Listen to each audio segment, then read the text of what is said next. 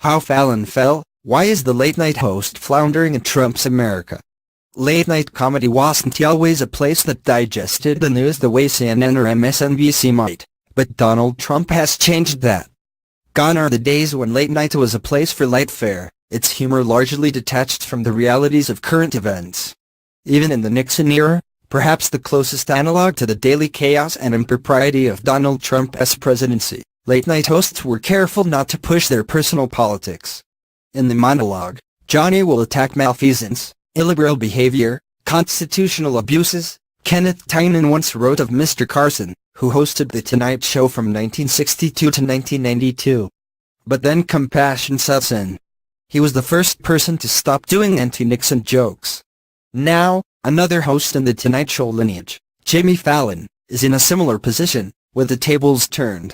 As the host sticks to fluff and mostly apolitical humor, his ratings have nosedived in the face of his perceived neutrality. New Yorker critic Emily Nussbaum described Fallon as an enthusiast, which sounds good, until you see him spray the same gush on everything. At a time when his peers are earning points for smart rebukes of the Trump administration, Fallon's self-effacing anecdotes and best French schtick often feel like an undercooked hors d'oeuvre preceding Seth Meyers' acerbic political main course, which airs after him. The ratings have proved that viewers are deserting The Tonight Show, too. Where Fallon once towered above his 11:35 p.m. time slot rivals, Stephen Colbert and Jimmy Kimmel, he is now in danger of slipping into third place, something that was unthinkable even 12 months ago. Fallon averaged nearly 4 million viewers a night in 2015, and almost 3.5 million the year after. In 2017, he is pulling in just over 2.5 million a show, a steep drop by Tonight Show standards. It all started in September of last year, when Fallon's schmaltzy interview with the then-candidate Trump found the host in hot water. 13 months on, the encounter seems even stranger. The interview begins with softball questions. There's probably kids watching right now. Why should they want to grow up and be president? He follows those up by asking Trump if he had ever seen himself getting into politics. Then he asks what has changed over the course of the campaign. The most infamous portion of the interview, of course, is when Fallon asks Trump's permission to mess up his hair.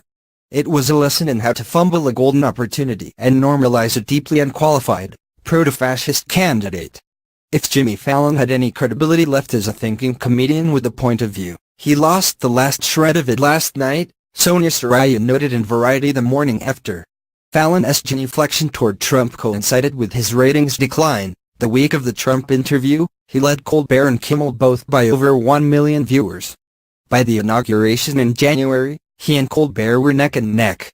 And last week, Colbert brought in 500,000 more nightly viewers than Fallon, while Kimmel, after several blistering attacks on the Graham Cassidy healthcare bill, was inching towards second place.